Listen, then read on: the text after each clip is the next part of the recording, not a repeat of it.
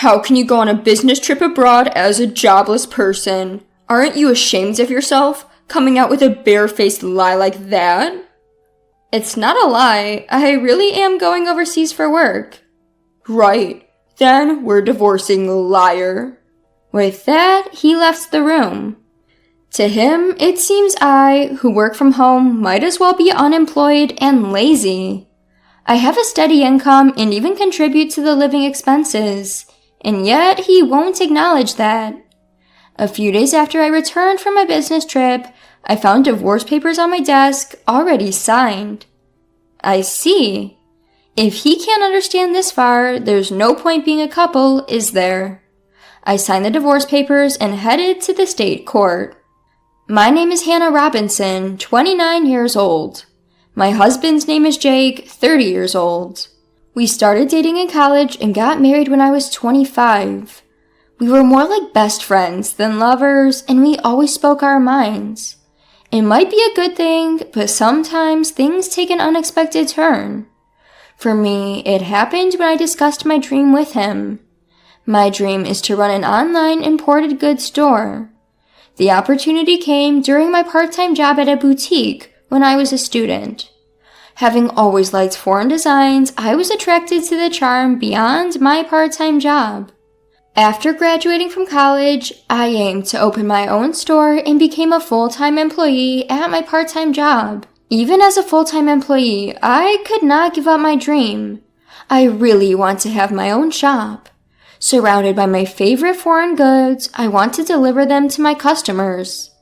My parents and friends gave me warm words like good luck and you will surely succeed. Jake will definitely understand my dream and support me. So I tried to bring up the topic subtly to Jake when he returned from work. Hey Jake, I've been talking about opening my own shop for a while, right? About that. Oh, not this again. It's not going to work if you do it on a whim. You should quit. Why would you say that? It's not a whim. It's something I've been thinking about for a long time. Impossible is impossible. Life isn't as sweet as you think it is. There's no need to be so harsh. Why do you always negate everything from the get-go? I raised my voice without thinking, my thoughts cavalierly dismissed. My husband Jake gives me a scornful glance, his voice ice cold. Then tell me, what's your plan if this venture of yours doesn't take off? I don't expect it to be successful right off the bat. And what about your income until then? The rent and living expenses we're splitting now. You're telling me I have to cover it all, right? No, that's not what I'm thinking at all. I have some savings for the initial investment, and I'll make sure to pay the rent. Oh, really? Then do as you please. But if it doesn't work out and you regret it, it's not my problem. Every time I bring up going independent, Jake always becomes irritable. The reason is simple, because my income would become unstable. The import shop I work at is well situated, and we have a wide customer base, so we get many customers. Thanks to that, my income is fairly high, nearly the same as Jake's, who works as an office worker. In fact, it might be a bit higher. That's why I've been covering meals when we go out and paying a little more for the rent. My decrease in income is something Jake simply cannot tolerate. At first, he says things like, "Why rush things?" and "You should take your time and prepare," in a kind tone. Now, however, he has no qualms about breaking my spirit. Even so, I did not give up on owning my own shop. No matter how much Jake opposed, I prioritized fulfilling my dream. As a result, I overcame his opposition, and at the age of 26, I started an online boutique. In the beginning, as Jake had predicted, it was difficult to get things running smoothly. But over the years, I implemented all sorts of strategies. I utilized the nature of the online shop, outsourcing to well-known e-commerce companies, promoting on social media, and doing all I could. Thanks to these efforts, a year after going independent, I was able to secure a steady income. From there, I expanded the customer base and product range, and now the annual sales have reached $300,000. Because Jake was so against it, I never spoke about the sales. I assumed he wouldn't be interested anyway. Of course he never asked. Still, he never fails to remind me about the rent and living expenses. I had always just given him the money he demanded without any fuss and kept any work-related conversation as non-controversial as possible. But then, one day, something happened. I received this message in the DMs of my online shop. I'm a regular customer of your shop. I was wondering, in addition to the international knickknacks, could you also sell furniture? Actually, there had been numerous requests for me to add furniture to my offerings. However, unlike selling knickknacks, selling furniture online can be quite difficult. Furniture tends to be more expensive, and factors such as the material are also important. Even though I had worked in an import shop before, there are risks involved in sourcing furniture sight unseen and selling it. So I decided to call my old boss at the import shop to discuss the matter. Hello, is this the manager? I have something I want to discuss with you. As soon as the manager, Maggie, recognized it was me, she sounded genuinely excited. Hannah, it's been a while. If there's anything I can do to help, just let me know. Well, I've had some requests to sell furniture in my online shop. Furniture? That sounds like a challenge. So, I was thinking of checking out the actual items before selling them. How did you source your items, Maggie? I see what you're saying. I can definitely help with that. Maggie, who had connections with overseas suppliers from before, offered to contact one of them and arrange for them to provide furniture to my online shop.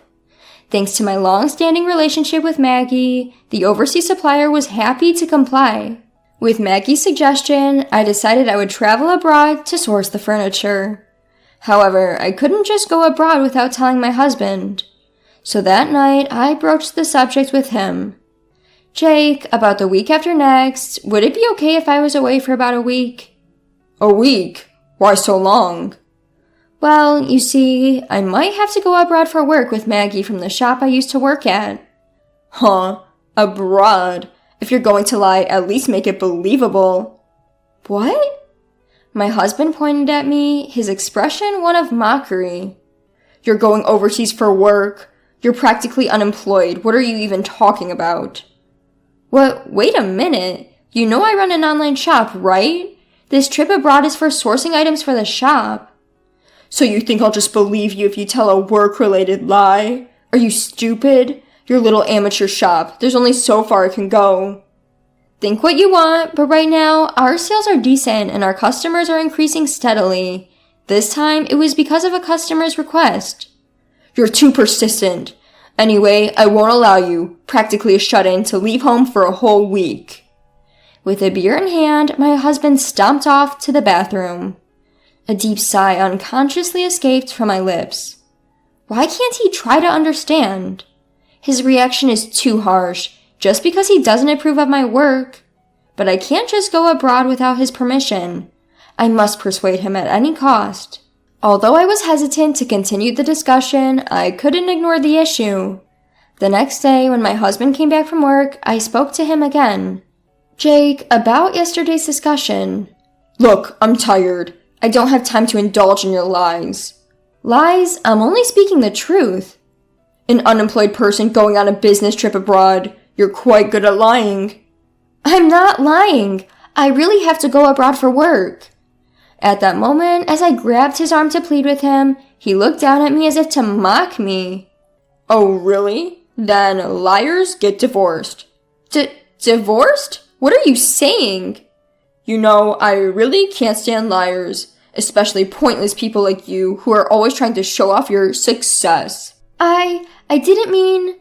Shut up. You just want to use a lame excuse to go on a vacation abroad. I bet your boss is a man too, right? Divorce. I'll make sure to demand property division. Saying this, he stormed out of the room. At that moment, a furious rage swelled up within me, making my veins pop. Who does he think he is? He looks down on me just because I work from home. He only wants to feel superior. Enough is enough. If he wants it that way, then I'll do as I please. From then on, I stopped seeking his permission for my actions and decided to go on my business trip abroad. 2 weeks later, as scheduled, I headed overseas with Maggie. We went directly to our UK suppliers where we inspected the furniture and accessories that I would sell in my boutique. Taking advantage of being abroad, I spent the last day sightseeing with Maggie and was able to enjoy some fulfilling days. That said, it wasn't all smooth sailing. My phone was filled with a barrage of messages from my husband Jake. "You didn't really go overseas, did you? Get back here right now. I'll forgive you if you return today. Time's up. We're getting divorced, you worthless woman." His every message filled me with irritation, but I didn't reply. I knew that any response from me would only escalate the situation. When I return, if he's open to it, we'll talk again. With that decision in my heart, I spent a carefree week abroad. The business trip was over, and I bid farewell to Maggie at the airport and set out on my return journey. Facing Jake was awkward, but I steeled myself and opened the front door. "I'm home!" The lights in the house were off, and there was no welcome back. As I headed to the living room, laundry was scattered on the floor, and there was no place to step. Used dishes and instant noodle containers were left as they were in the sink. In the midst of this, I glanced at the desk and saw a piece of paper. What is this? It was a filled-out divorce paper. Beside it was written roughly, "To the cheating, jobless woman. I'm ending things with you who don't even listen. Fill out the divorce papers immediately. If you want forgiveness, come here at my parents' house. Then I'll reconsider." Just reading the note, I could picture Jake's smug face. He probably thinks that if he wrote this, I'd rush to apologize. Of course I had no such intentions. I signed the divorce papers that had been left for me and headed straight to the state court. With no problems, the divorce was accepted smoothly. Next, I went to the real estate agent and requested to cancel my current apartment lease. Actually, the place I'm living now is the apartment I lived in when I was single. Jake moved in when we started living together because it was spacious enough. We had talked about moving to a bigger place once we have kids, but there's no need for that now. After finishing the lease cancellation, I immediately started packing up. The next day, I sent all my belongings back to my parents' house and scheduled Jake's belongings to be delivered to his parents' house. All the while, he continued to send me messages filled with absurd demands. "Stop being stubborn and come apologize now. You have until the end of the week, you hear?" And so on. Of course, I ignored all of them, and after emptying the apartment, I headed back to my parents' home. A week later, my phone had been ringing non-stop since morning. Even though I ignored it, it just wouldn't stop ringing, so I reluctantly decided to answer. Planning for this call to be the last, I pressed the answer button. "Hello?" He started shouting at me right off the bat. "What the hell do you think you're doing?" Taken aback by his loud voice, I instinctively pulled my phone away from my ear. I decided to record the conversation just in case, and then I spoke again. "What's the big deal? There's nothing left to talk about." "Don't mess with me. Why all of my belongings were delivered to my parents' house. I just got to the apartment and it's completely empty." "Oh, that? Well, I canceled the lease, so I had to get rid of everything, right?" "What? Canceled? How dare you do something like that on your own?" "On my own? The apartment was in my name. I can do whatever I want with it, can't I?" At this point, I had nothing left to lose. To me, his words had no effect at all. As I responded in a provocative tone, Jake showed his irritation. "Don't mess around. I don't give a damn about the lease. We were married, remember? I lived in that apartment too. You just went and canceled it on your own." "Married?" "Yes, damn it. Whether you cheated or not, we're still married. Canceling the lease on our apartment without discussing it with your husband. What the hell are you thinking? You think you can just do whatever you want, even though you're unemployed. I'll never forgive you for this." He raged on, showing no consideration for my feelings whatsoever. That rant doesn't even care about me anymore. I decided to let him know the truth. Sorry to burst your bubble while you're getting all fired up about not forgiving me, but we're not married anymore, okay?" "What? What are you talking about?" "I submitted the divorce papers you left behind, so we're strangers now. Why should I continue renting a place for a stranger?" "Hold on, you're joking, right? You're basically unemployed. You'd be in trouble without me." "What? Don't make me laugh. When did I ever say that? Caught off guard, Jake was at a loss for words over the phone. Seizing the opportunity to vent my pent-up frustration, I blurted out, "You've really looked down on me all this time. I'm not the unemployed or jobless person you think I am. I didn't cheat on you. I was traveling abroad for work to cater to my clients.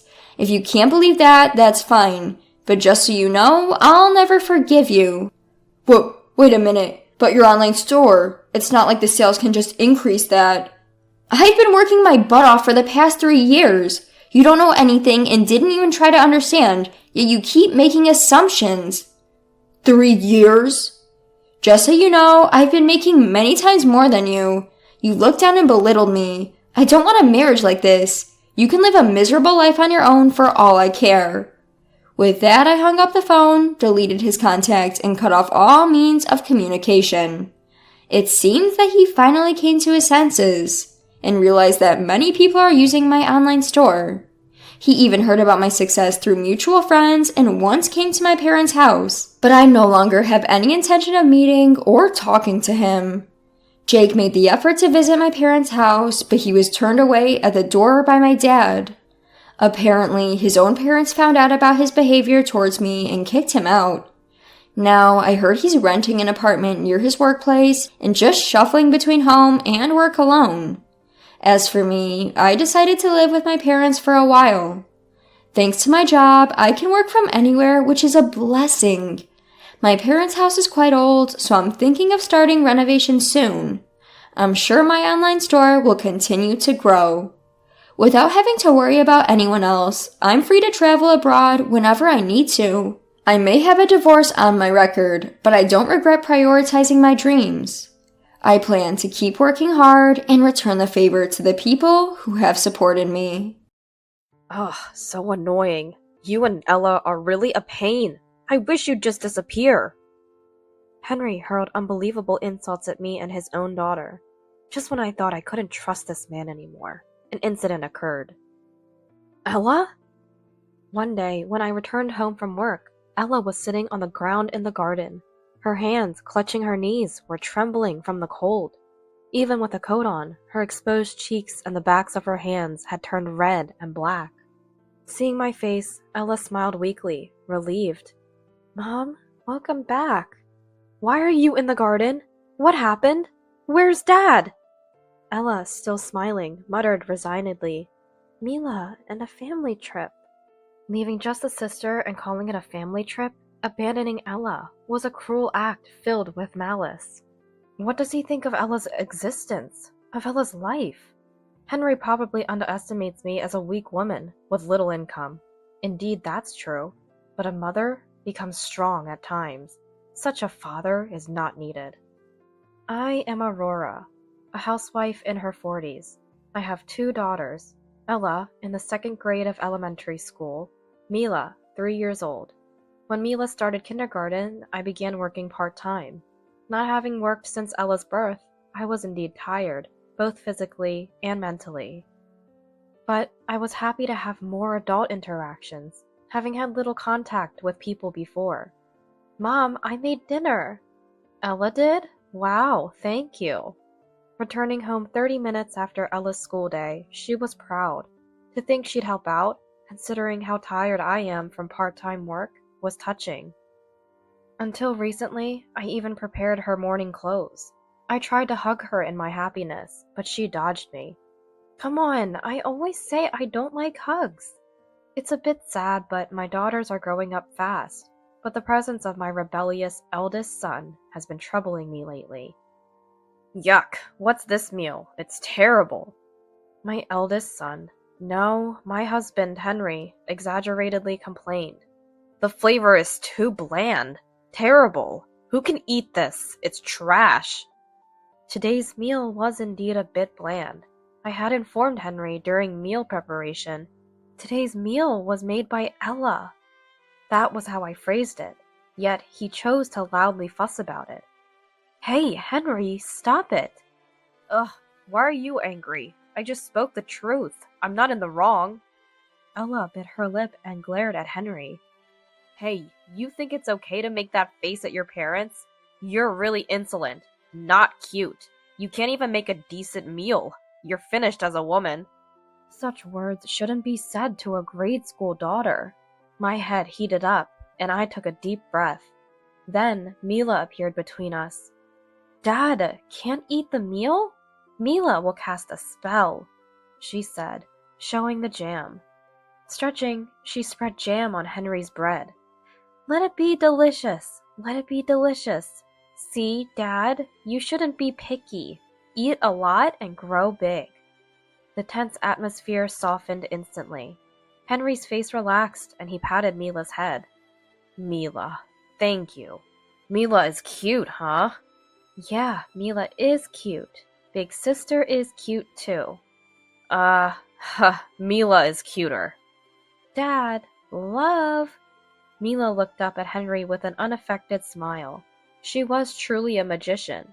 She easily silenced Henry, who had been so maliciously smiling at trying to belittle Ella. Our family isn't close, but it's normal enough. Henry doesn't have much interest in me or our daughters, even when Mila had trouble with friends. So? I can't do anything about it. He was indifferent. However, he drinks beer moderately and doesn't gamble. Of course, he doesn't have a violent side. He just leaves everything about the house and daughters to me. Not a bad person per se, just a man with no sense of fatherhood, I guess. Our relationship started to crumble about half a year ago. Henry came home drunk and overly cheerful one day. Hi, Lord Daddy has returned. He messed with the daughters who were about to sleep. Dad, don't stick to me, you smell. Don't say that. Dad's a good man, right? You love me, right? Stop it. Thinking back, that day marked the beginning of Ella calling Henry smelly and avoiding him, and Henry started finding Ella annoying and not cute. Even on days when Henry hadn't been drinking, Ella would glare at him and call him smelly. I, suffering from chronic rhinitis, wouldn't understand, but girls of her age are sensitive, I suppose. Since Ella doesn't directly insult Henry, I consider it a part of her growing up and watch over her, but the real problem is Henry. I've got souvenirs! Returning from work, Henry loudly announced, showing us a box of cakes. Even Ella smiled at this moment, but upon opening the box, there were only 2 cakes. I secretly felt down, thinking there were only enough for the daughters, being a cake lover myself. Here, Mila, you get the chocolate cake. You like it, right? Yeah, I love it. And this cheesecake is for... Henry smirked mischievously. It's mine! Ella's smile vanished instantly. She turned her back on Henry and, dismissing it as silly, turned on the TV. I couldn't help but let out an irritated, huh? At the blatant harassment. Wait a minute, what about Ella's share? This isn't right. Henry, as if he had anticipated being criticized from the start, sneered in a way that was unsettling. Hey, I bought it with my money. I don't see why I should be scolded by you. Here, Mila, let's eat together. Okay, let's eat. Big sister, Mom, let's share. The pure Mila brushed aside Henry's malice. Joyfully, she started preparing plates and forks for 4. No, it's just for me and Mila. Henry was flustered, but faced with Mila's radiant smile, he bit his lip hard. Still, Ella seemed uncomfortable. So, I ran to the nearby grocery store and came back with lots of sweets. Let's start our dessert party. Finally, a smile returned to Ella's face. In contrast, Henry clicked his tongue, ostentatiously eating a cheesecake. Ella's favorite, with exaggerated chewing and making a strange display. Henry must have been very displeased, for he complained even the next morning. You spoil Ella too much. Buying her cake just because she pouts a little will only make her more arrogant. She's cheeky, so you need to discipline her properly. Discipline? Giving Mila cake but not Ella is your idea of discipline?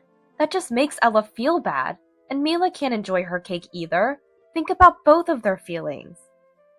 Henry probably can't keep up with Ella's growth, but what's the point of responding to a rebellious daughter with a rebellious attitude? Henry needs to realize he's a parent. You're a father. Henry slammed his hand on the table. Yeah, I am a father. My child shouldn't be disrespecting me. It really pisses me off when she glares at me all the time. Raising his voice, he sounded like a delinquent teenager. Ugh, so annoying. Really, so annoying. You and Ella are both so annoying. I wish you'd just disappear. If these were the words of a son in the throes of a rebellion, maybe I could have handled it as a mother. But the reality is, Henry is Ella's father. These aren't words a father should say to his daughter. Disappear? What are you saying? Are you sane? That's it. Talking to you was a waste of time. I've got to work now, you know. Unlike you, I'm busy. If you want to keep talking, pay me. $10 for 3 minutes should do. You work part-time, you can afford $10, right? Henry couldn't hold back his laughter. Part-time pay is what, about $8 an hour?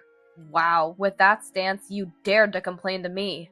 You're living thanks to me, so making me feel comfortable is your job.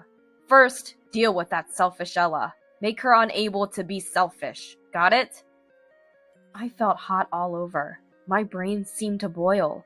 Dirty words I wanted to hurl at Henry kept coming to mind, but I couldn't speak them. Probably, my face was red with rage, shaking. Wow, what a weird face. Why did I even marry someone as annoying and ugly as you? Alright, because of Ella. So my life got messed up because of Ella? Everything's Ella's fault, huh? Henry left for work with a half smile. I suppressed the urge to scream and hit my chest hard. Luckily, Ella and Mila were still asleep. I despised Henry, of course, but I was also furious with myself.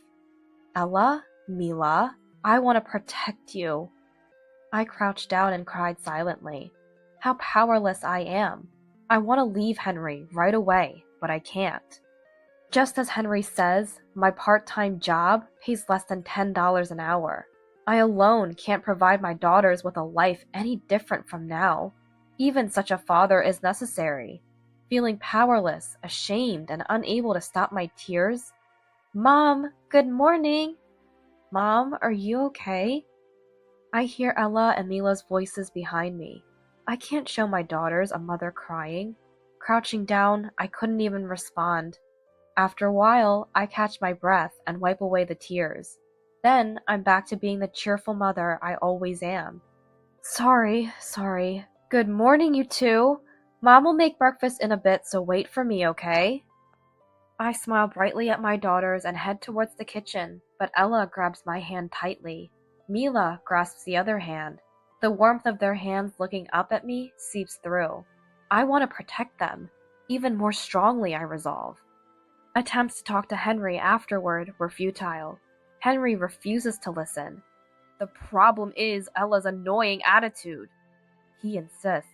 Indeed, Ella doesn't say it, but she obviously avoids Henry, so I advised her, but he smells. It's not good to express it in her attitude, even at her age. It hurts a father too. But Ella hesitantly mumbled, but as if it was difficult to say. The smell of Dad, I really hate it. Don't you notice, Mom? Ella's eyes filled with tears. Finally, she shared what she had been holding back in her heart. Sweet smell from Dad? Confused, I listened as Ella nodded. The relationship between Henry and Ella remained strained. Henry doted on Mila alone, treating Ella roughly. Mila is really cute. If only I have Mila, I'm happy. I was about to speak out in anger when Ella stopped me. Any words would only lead to a pointless argument. Mila only? That's stupid. Ella whispered so only I could hear, shrugging in exasperation. The incident happened this weekend. Unusually, I had part-time work on a Saturday, and I left for a half day. Part-time on a Saturday? Well, I'll take care of Mila, so you can work in peace. You'll earn at least tonight's dinner money, right? Irritated by Henry's sarcastic tone, but trusting him with Mila, his favorite, I let Ella go to a friend's house in the morning. After work dragged on, I hurried home around 2 p.m., later than the planned 1 p.m. Henry, did you feed Ella and the rest lunch? No, they might be waiting for me. As I went to unlock the entrance, I felt a slight presence from the garden. The garden, small, with just a pot of mini tomatoes Ella brought from school, now barren in winter, isn't a place the girls usually play. A bad feeling led me to peek into the garden. Ella? There, sitting on the soil of the garden, was Ella. Rushing over, I found her hugging her knees, her hands trembling from the cold. Ella? Why? Even with a coat on, her exposed cheeks and hands were red and blackened. I wrapped her ice-cold hands in mine and rubbed them to warm her up. Seeing my face, Ella smiled weakly, relieved. Mom, you're back. Sorry to keep you waiting, but why are you in the garden? What happened? Where's Dad? Ella, keeping a smile on her lips, murmured as if giving up. Mila and a family trip. Remembering how happy Henry was this morning about spending time with Mila, I had dropped Ella off at a friend's house and then headed straight to work. I had also told Henry that Ella would be back by noon. Around noon, when Ella came home, it seemed Henry and Mila were just leaving. A trip? A family trip? Announcing it as a family trip seemed like a malicious act filled with ill intent. And to leave Ella out in the cold without even unlocking the house? What do they think Ella's existence, Ella's life, is worth? Sorry. It must have been cold. It's okay now. I hugged Ella tightly. On the damp, cold soil, Ella finally let her tears fall. I don't want to see Ella's sad smile or her tears anymore. Then we'll move out, just the two of us. Huh? Ella was surprised. The move I had been planning for some time, deciding now was the time to act. But what about Mila? Mila will be okay. Encouraging Ella, who was a bit anxious, we immediately started preparing to move. While packing, I called Henry. It took several tries, but finally, Henry answered after I redialed a few times. What? You're calling too much. It's scary. He should know best why I was calling him repeatedly. Where did you go, leaving Ella behind? Out with Mila. She's my child. What's wrong with taking her out? It's okay to go out, but leaving Ella behind is terrible. I tried to stay calm, but I couldn't help raising my voice. I feared Henry would get angry if I spoke like that, but surprisingly, he was nonchalant. Ella's already in elementary school. It's fine. You're too overprotective. He seemed to be enjoying a family outing. From the other side of the phone, I could probably hear the joyful music of an amusement park. Give me back Mila. No way! Don't talk about her like she's your property. Mila loves me more than you. Henry laughed out loud. I wanted to cover my ears to block his unpleasant laughter, but I could faintly hear Mila's voice. Hey, is that Mom on the phone? Then the call was cut off. No matter how many times I redialed, I couldn't get through to Henry again. Having no other choice, I left a note on the table stating we were leaving and departed with Ella. Henry called late at night. Where are you? Why aren't you here? I left a note. Ella and I can't keep up with you anymore. That's why we left the house. Huh? What about meals? Even now, all he's worried about is meals. I was so dismayed, I was speechless. Don't mess around. Your job is to make meals and clean. Hurry back. I'm not coming back. What? Then what about today's meal? It's unfair to just leave like this. If I didn't respond, Papa, I'm hungry. I could hear Mila whining. Papa, hey Papa, dinner. Mila, since Mom left on her own, there's no meal. This is so annoying. Maybe I'll order takeout. But then we spent quite a bit on the trip. What a hassle. While I was concerned about Mila, I hung up the phone. Henry should enjoy his precious time with the lovely Mila as much as he wants. And then, 3 days passed. Henry had been calling frequently, but I ignored all his calls. Today too, from early morning, the phone hasn't stopped ringing. The calls would end and then start again. Thinking it was about time, I answered the phone. Hey, I've called you so many times. What are you doing? Come back home now. That's why I'm not coming back. Shut up. Come back. Just somehow, please. I could feel the weariness in Henry's voice. Perhaps he was tired from being with Mila, something he had never involved himself with before. Pleaded by Henry, I returned home. As I opened the door, Mila ran towards me like a dog. She leaped into my arms with force. Mama, welcome back! Mila, I'm home. Were you lonely? Not at all. I'm fine. Mila answered brightly with a smile. From behind her, a worn-out Henry walked in. Where have you been, and what have you been doing all this time? Henry, with bags under his eyes, looked resentful. I left a note about leaving. More importantly, where did you take Mila without permission? To the amusement park. Before Henry could finish, Mila told me. I went to the amusement park with Papa. Wow, Mila, that's great. Did you have fun with Papa? You know, Amelia's mom was also there. Really? Amelia's mom? I turned around slowly while Henry looked away. Hey, Henry, who's Amelia's mom? Henry, avoiding my gaze, seemed to be searching for an excuse. Well, Amelia is... As Henry fumbled, Mila, with a beaming smile, revealed the truth. Amelia's mom is Mila's new mom. I have 2 moms now. Isn't that great? I stroked Mila's head, who seemed happy. No, that's not it. Mom is only Aurora. Right, Aurora? Henry was panicking.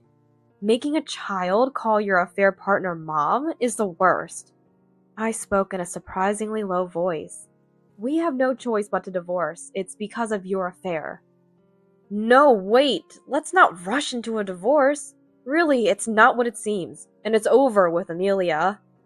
Henry, usually so confident, was desperately trying to cling to me. I knew you were cheating. Ella told me. She said she could smell sweetness coming from you. She was avoiding you not because of the smell, but because she hated having a father who cheats. Hearing that Ella knew, even Henry grimaced, but he didn't stop making excuses. Amelia and I were just hanging out. It wasn't anything serious. And it's really over with her. Tell Ella it was a misunderstanding. So no divorce. Just 3 days ago, he had taken Mila on a fake family trip. It's hard to believe such words. But, well, it was inevitable, I nodded. So you got dumped by your affair partner? Henry nodded silently. You're a father with children. A man who easily breaks his family won't be happy, even if he remarries. Keep silent if you're going to spout nonsense like that. I'm not at fault. It's Mila's fault that Amelia dumped me. Henry pointed at Mila. What do you mean, Mila's fault? You enjoyed the amusement park, right? The amusement park, yes. But after you left, I had to bring Amelia home. That's the worst. It's your fault for leaving on your own. Even Amelia, after taking care of Mila for half a day, just left. That coward. Henry, though agitated, soon slumped his shoulders and drooped his back. By the way, Mila, what's going on with her? What do you mean? She's a kind girl. Even now, trying to stop our fight, she brought us snacks, filling up my hands and Henry's pockets. We couldn't hold any more, and yet, Mila ran back to get more snacks. At the amusement park, she was so excited she got lost many times, which was annoying. But worse than that, her tantrums since coming back from the park have been too much. I ordered takeout for dinner and she cried because she didn't want either hot dogs or hamburgers. Mila doesn't even like hot dogs or hamburgers to begin with. So I ordered pizza too, but she was still loudly fussing. Of course, Mila likes plain bread. She's particular about only having jam on it. Huh? You allow that kind of pickiness? Mila is out of control. She hardly sleeps at night, and when she does, she starts crying out. When am I supposed to sleep? So that's why the bags under Henry's eyes were so dark. Normally, Henry sleeps in a separate room from my daughters and me, but I guess he never bothered about the noise, considering it none of his concern. She's crazy, you know. The moment we go outside, she suddenly starts running. What's with that? I thought she was excited at the amusement park, but she just runs off into the street without any sense. I tried to walk her to kindergarten, but it was impossible. Henry was handed more snacks by Mila. Despite Mila looking up at him with a smile, Henry didn't return the smile and remained serious. Sitting down in the hallway, Henry held his head in his hands. I'm tired. It's your fault. You failed at parenting. You're a failure as a mother, aren't you? I squatted down in front of Henry, looking straight into his face. I'm a failure as a mother? What about you, who knew nothing about Mila, even though she's already 3 years old? What have you been looking at for these 3 years? Henry's face turned red with anger. Shut up. I'm working, so it's your responsibility to take care of the kids. Don't burden me anymore, just come back home. I sighed while still looking directly at Henry. Did we fail at parenting? Yeah, a massive failure. Really? Is that so? I stood up, looking down at Henry with cold eyes. So, the father who shows no interest in his children and cheats is the one who turned out to be a failure. Henry, that's what you've become. What? Being mean to a defiant child? Abandoning a child who doesn't do as you wish? Is that being a father? We don't need a failed father like that. Henry couldn't stand up under the pressure. Somewhere, I had thought parenting was my job, and I had been considerate of Henry, who was providing for us. But I can't want to continue as a family with Henry, whose foolishness has been so clearly exposed. Come back? No way. I just came to pick up Mila. Henry, you're not needed. I'm not your mom. I have no obligation to indulge your whims. Ugh, are you mad? Henry, usually so pompous, instantly loses his drive when I push back even a little. Sorry, I was wrong to cheat, but I'll properly break up with Amelia, okay? She's the worst, you know. She said she wanted to take care of cute little Mila if we got married, but she gave up after half a day. Useless, right? She's over 30 and still lives with her parents. Can't even make a meal. Mila's mom is only you, after all. Who was it that looked down on me as a failure as a mother just a while ago? Trying to smooth things over with whatever he says, I felt deeply that he's utterly untrustworthy. Right, I'm Mila and Ella's mother, so I'll never abandon them and will protect them. Then, as a father, I cut off Henry's voice. It's too late. We don't need Henry. Why don't you go back to your mom and get re-raised? Henry, whether out of anger or despair, trembled slightly with his hands on the floor.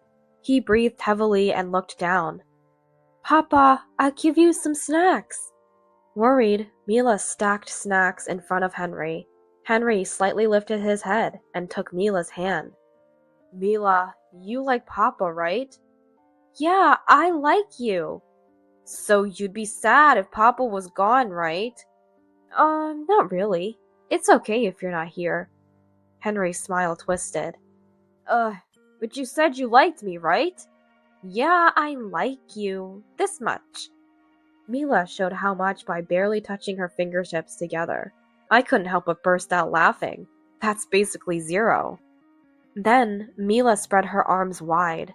And I love Mama this much.